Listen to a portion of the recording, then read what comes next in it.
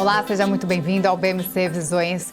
O Brasil vive um momento de transformação política. Com a polarização crescente e desafios econômicos, o cenário para as eleições municipais de 2024 se torna ainda mais crucial. E para entender melhor o que está em jogo, convidamos o diretor do Ranking dos Políticos, Juan Carlos Arruda, que vai nos ajudar a desvendar como o atual momento político pode influenciar as urnas. Embora as eleições municipais estejam focadas em questões locais como saúde, educação e transporte, o cenário nacional tem impacto direto nas campanhas. Prefeitos e vereadores precisam lidar com as consequências de decisões tomadas em Brasília e muitas vezes acabam sendo culpados ou beneficiados por políticas federais. Bom, a gente tem que fazer um retrospecto em toda a cronologia histórica, né? O atual presidente, o presidente Lula, ele disputou as eleições de 89, 94, 98, não se sagrou vencedor, disputa 2002, 2006, é o grande vencedor, aliás, com uma grande votação, o Brasil se uniu em torno do governo Lula, em torno do presidente Lula, a revelia de crises como mensalão. Lula consegue fazer sua sucessora, Dilma Rousseff, em 2010, tinha quase 80% de popularidade no Brasil naquele retrospecto de 2010, porém o tempo passou. E como o tempo passou, a evolução também aconteceu, principalmente a revolução tecnológica. Hoje o brasileiro tem muito mais acesso à informação. Lula, ele indica Fernando Haddad para disputar 2018, Haddad chega até o segundo turno, mas acaba perdendo a eleição para Jair Bolsonaro. 2022, Lula busca em Geraldo Alckmin alguma composição de centro para tentar fazer um governo ali de centro-esquerda. Une o Brasil nesse polo, consegue 50%, um pouco mais do que isso nas eleições, mas é preciso dizer, o Lula de hoje é muito diferente do Lula de 2002, do Lula de 2006. O presidente Lula, ele foi preso e naturalmente tem seus algozes ali que operaram muito mais firmemente, tanto pelo impeachment da ex-presidente Dilma Rousseff, quanto também pela sua prisão. Mas é um Lula muito diferente, é um Lula que não está pensando hoje no Estado brasileiro. É um governo que governa e opera basicamente pelos seus ideários ideológicos, mas não visando uma política de Estado. Não é um governo que está aglutinando, um governo que prometeu aglutinar a população brasileira, esse fim da polarização, mas que acaba exacerbando e puxando a corda para que, de fato, essa polarização ainda exista. Um governo que olha muito para o passado, um governo que olha para o retrovisor, um governo que não consegue se comunicar também com a nova juventude, com a população em geral. O governo Lula hoje tem sérias dificuldades até em se comunicar. A pesquisa do Poder 360 identificou que a maior parte da população brasileira não consegue identificar uma política pública positiva que foi feita pelo governo Lula, que já está há mais de um ano dentro do poder. Para além disso, nós temos um Lula que tem a boca ainda sem freios, dizendo por aí coisas sem sobressaltos, colocando o Brasil até muitas vezes em posições de risco. Haja visto o que foi feito em relação a Israel, onde o Brasil teve sempre uma posição mediadora internacionalmente, e hoje o Brasil acaba entrando em um dos polos no conflito. Então ele acaba levando o Brasil para uma região de conflito onde nós já tivemos uma visão muito pacificadora. Então é um governo, Isabela, muito voltado para o passado. Essa é a verdade. Um governo sem olhar para o futuro. E o Brasil precisa de um governo que olhe para o futuro e que, de fato, não estique a corda da polarização de um lado contra o outro, mas que consiga unir os dois polos. E isso a gente não está vendo no governo Lula. Na política, a conexão entre recursos financeiros e a capacidade de ação é inegável. Sem dinheiro, um político enfrenta enormes desafios para viabilizar projetos, executar obras e atender às demandas da população. Recursos são essenciais para viabilizar campanhas, mobilizar equipes e principalmente garantir que as promessas feitas aos eleitores se tornem realidade. Em um cenário onde as expectativas da sociedade são altas e os recursos escassos, o político que não consegue acesso a fundos suficientes acaba limitado em sua atuação, enfraquecendo sua capacidade de influenciar e muitas vezes de se reeleger. O Luan Esperandil, que também é do ranking dos políticos, explica melhor essa dinâmica que acontece em Brasília. Sem dinheiro você não faz política, você não consegue renovar o seu mandato e isso é prioritário para os parlamentares. Hoje, você passa a ter um sistema de emendas impositivas em que o parlamentar que decide não votar de acordo com o governo, ele já tem um valor milionário de emendas. E isso garante já que ele vai conseguir empenhar diversas dessas obras, diversos dos projetos dele, beneficiando, né, a zona eleitoral, a base de eleitores deles, e prefeitos, enfim. Se você está dentro da base do governo e vota com o governo, você vai ter um acréscimo dessas emendas, mas esse acréscimo acaba sendo relativamente pequeno em relação ao que ele já tem garantido só por ser parlamentar. Então, isso mudou muito a dinâmica. Embora o PT não tenha a mesma força no legislativo como em seus anos de auge, o partido encontrou uma nova estratégia para avançar suas pautas, o alinhamento com o judiciário. Essa relação tem sido fundamental para impulsionar agendas que enfrentam resistência no Congresso. Com decisões judiciais favoráveis e apoio de ministros em temas-chave, o PT tem conseguido manter sua relevância no cenário político nacional, mesmo com menor representatividade parlamentar. O equilíbrio entre esses dois poderes tornou-se essencial para a sobrevivência e a atuação do partido na atual conjuntura.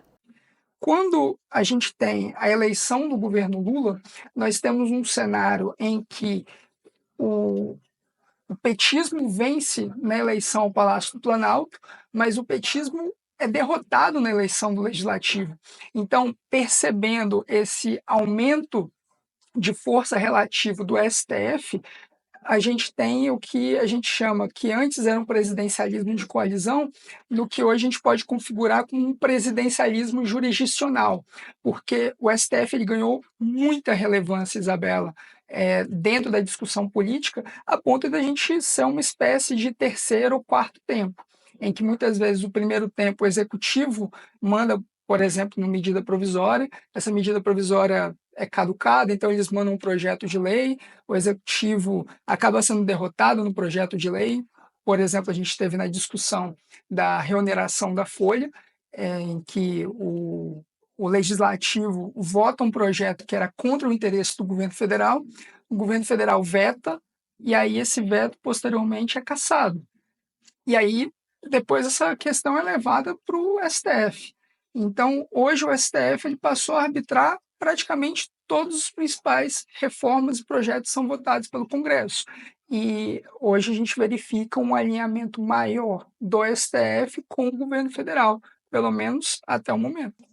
O alinhamento entre o legislativo e o executivo é fundamental para o bom funcionamento de um governo e para a estabilidade política e econômica de um país. Mas nos últimos anos, a falta de sintonia entre esses poderes tem levado a um cenário de instabilidade política, onde projetos importantes ficam estagnados ou são modificados ao ponto de perderem sua eficácia.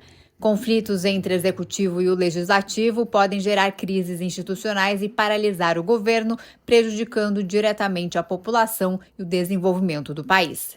Agora, em relação ao governo Bolsonaro, a ideia do governo de buscar articular com bancadas temáticas e negociar projeto a projeto acabou se mostrando equivocada, especialmente no primeiro ano de governo, havia uma boa vontade de aprovar a reforma da Previdência, o mercado apontava isso como fundamental para a trajetória da dívida pública, e a política, a partir do governo Temer, entendeu que era necessária uma reforma da Previdência naquele contexto, porque os parlamentares entenderam, olha, sem reforma da Previdência e com o teto de gastos, a regra do teto de gastos em vigor, eu não vou ter dinheiro. E se eu não tenho dinheiro, não tem como eu fazer política. Se eu não tenho como fazer política, não tem como eu renovar os meus mandatos.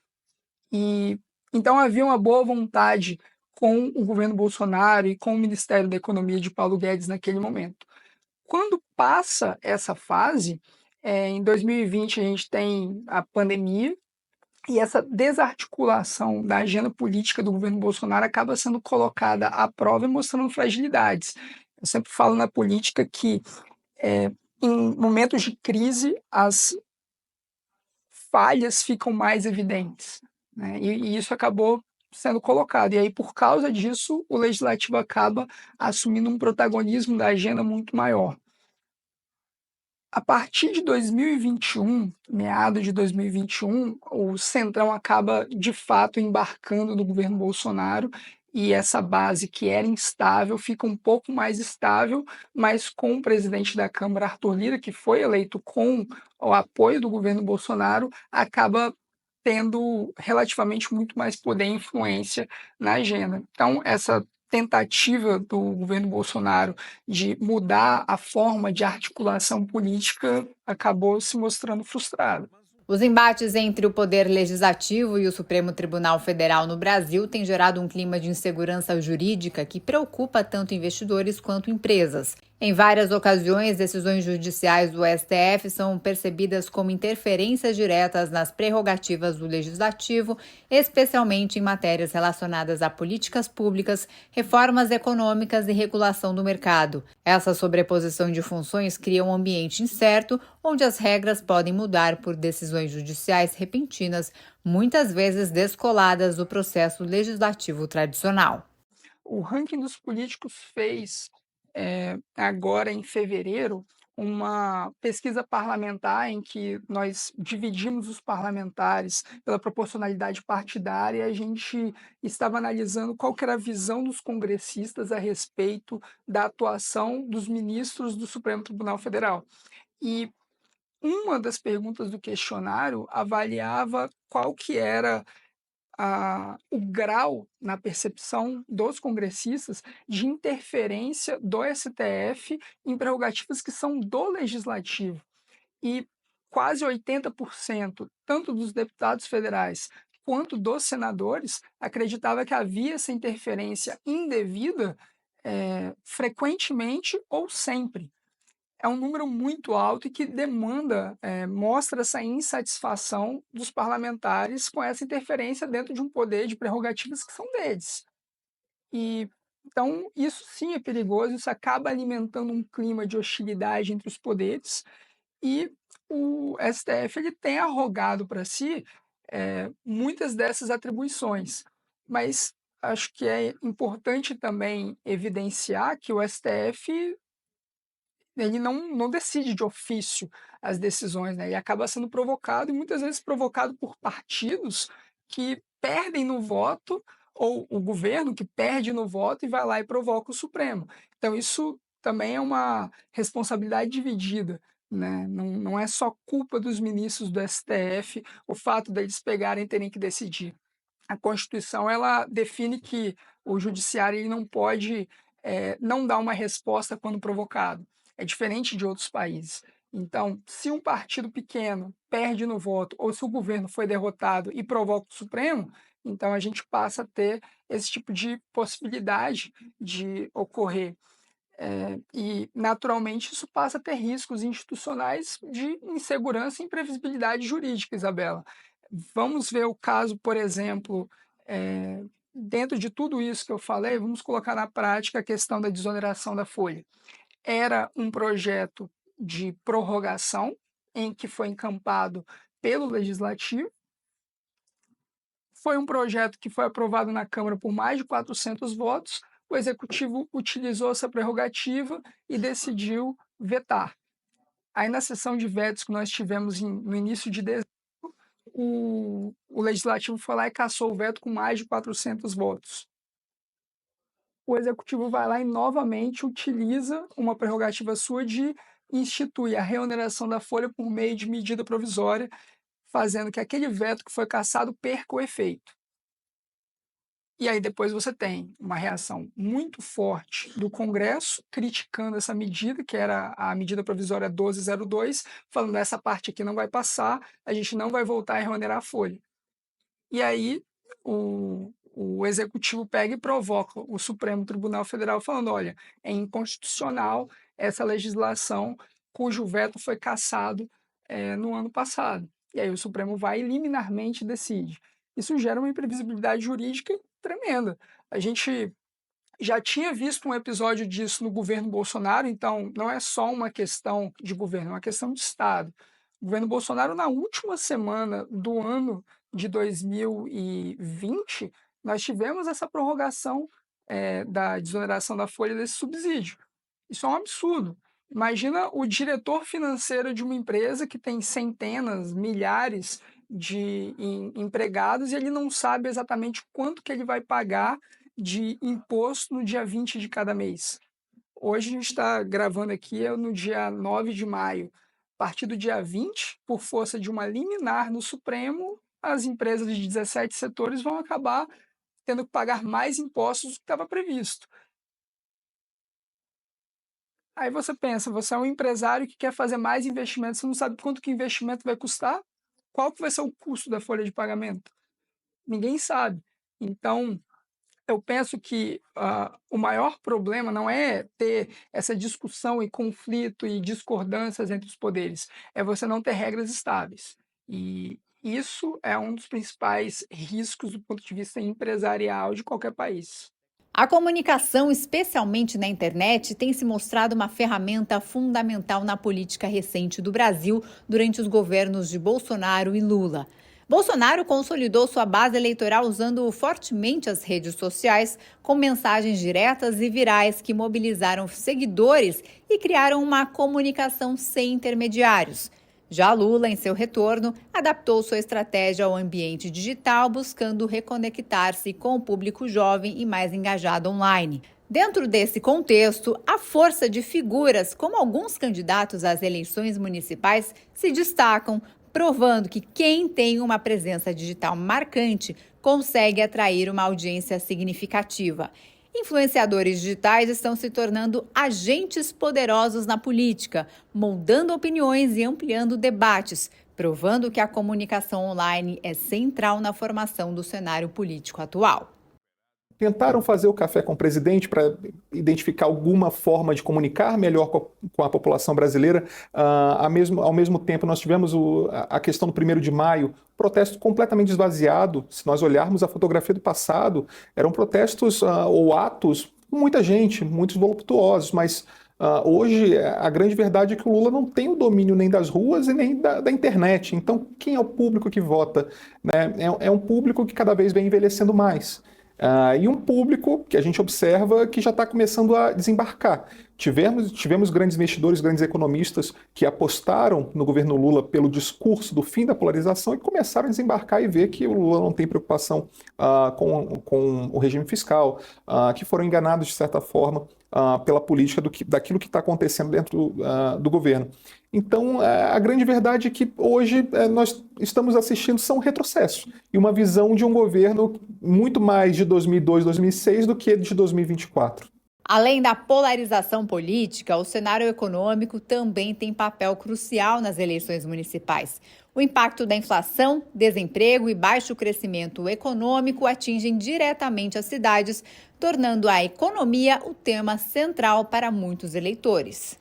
Nós temos alas econômicas que estão num verdadeiro cabo de guerra. Nós temos, de um lado, por exemplo, Fernando Haddad, que tem sido muito condescendente ouvindo, principalmente, as vozes do mercado, atendendo e arrefecendo os ânimos dos petistas mais radicais, surpreendendo, né, quando Haddad foi escolhido ministro da Fazenda. A grande verdade é que a grande parcela dos brasileiros se assustou com essa indicação, haja visto o passado dele e até as teses daquilo que ele apresentou, tanto na Prefeitura de São Paulo quanto até teses acadêmicas. Mas Fernando Haddad surpreendeu e tem escutado bem grandes setores da sociedade. Por outro lado, a gente tem o PT mais radical, aquela ala que quer aquecer ainda mais o debate, como Gleisi Hoffmann, por exemplo.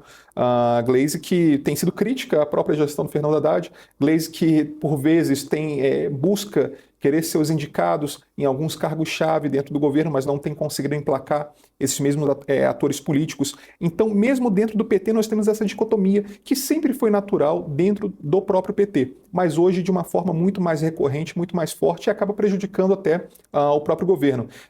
Se nós observarmos, todos os governos brasileiros tiveram, além do presidente da República, uma figura-chave que dominava todo o controle ali da administração pública. Isso foi visto tanto no governo Fernando Henrique, nós vimos isso tanto em Lula 1, Lula 2, foi o caso de Zé Dirceu, depois de Dilma Rousseff. Dentro do próprio governo Dilma Rousseff, num primeiro momento, nós tivemos ali alguns interlocutores próprio Michel Temer, vimos isso também, Jair Bolsonaro, com alguns também atores políticos. Hoje, dentro do governo Lula, a gente não consegue identificar essa figura-chave, que consegue arrefecer e dominar todos esses cargos chaves.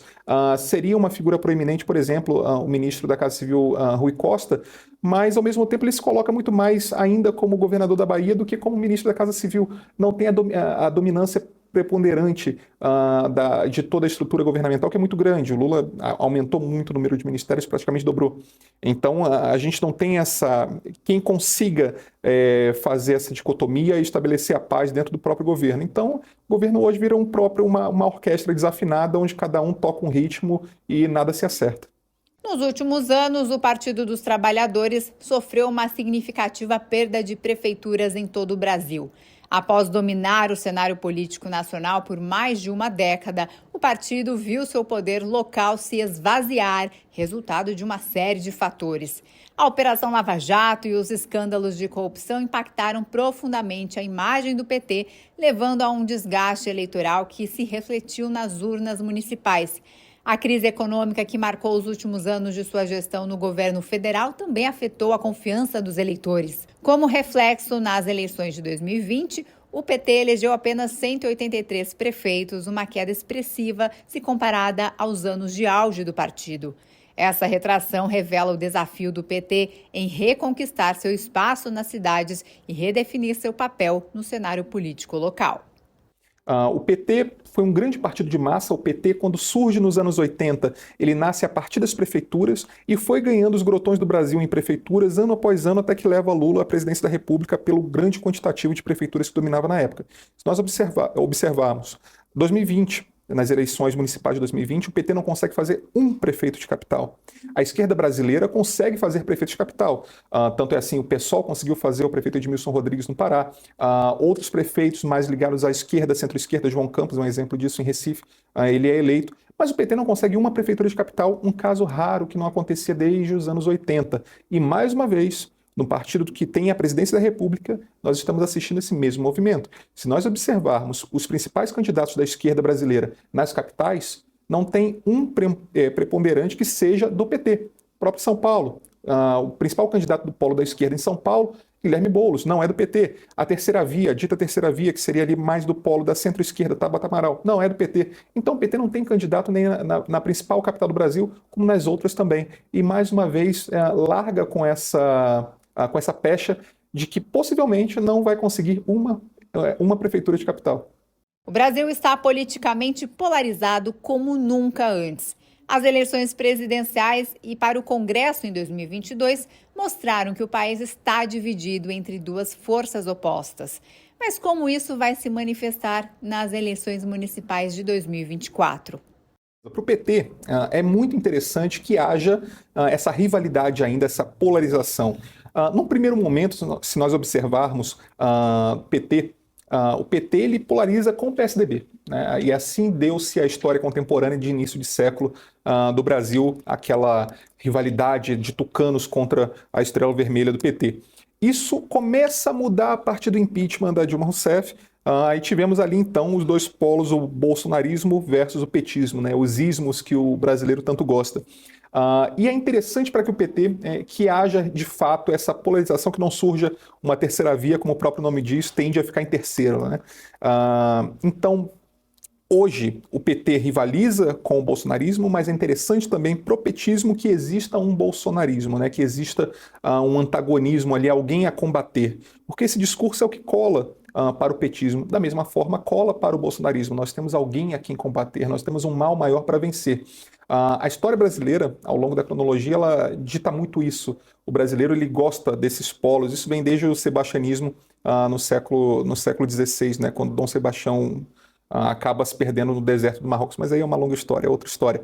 Mas desde lá até os dias de hoje, nós temos essas dicotomias, e assim foi Carlos Lacerda versus Getúlio Vargas, depois Carlos Lacerda versus Juscelino Kubitschek, depois tivemos Collor versus Lula, e Lula presente em todas as outras polarizações, mas assim foi na nossa história brasileira. E isso vai ditar a regra também para as eleições municipais, não vai fugir a regra. Só que, de uma forma diferente, nós aqui não teremos o petismo versus o bolsonarismo, nós teremos quadros da centro-esquerda e da esquerda versus o bolsonarismo, que vai lançar candidatos nas principais praças. E essa é uma tendência. Do outro lado, a direita brasileira precisa agora dar uma resposta, já que perdeu a presidência da República, precisa se reconstruir de alguma forma. E aí, qual seria essa forma? Justamente conquistar grandes prefeituras já seria um primeiro passo, e é assim que o bolsonarismo vai tentar se recompor agora para disputar de uma forma mais forte em 2026. Com as eleições municipais se aproximando, o cenário político brasileiro mostra-se cada vez mais imprevisível e dinâmico. As decisões que tomamos no voto local podem refletir diretamente no futuro do nosso país. Se nós observarmos os fenômenos principalmente ligados à direita brasileira e fenômenos mais ligados ao bolsonarismo, todos eles surpreendem, principalmente na reta final de eleição. São figuras que muitas vezes não são da política, mas que, se colocando na política e ungidos pelo o principal oferecedor de votos hoje, Jair Bolsonaro, é um fenômeno de votos, né? Isso não dá para negar. Da mesma forma, Lula também é um fenômeno de votos, colocando os dois polos em perspectiva. Mas os fenômenos bolsonaristas não são conhecidos pelo grande público, se colocam na disputa muitas vezes às vésperas e conseguem ser grandes surpresas ali nesse momento de eleição. As diretrizes adotadas pelo governo central moldam não apenas as políticas públicas, mas também o cenário econômico, que impacta diretamente o desenvolvimento dos municípios. Além disso, os partidos e lideranças nacionais têm grande poder de articulação, mobilizando eleitores e alinhando candidaturas locais com seus projetos e ideologias.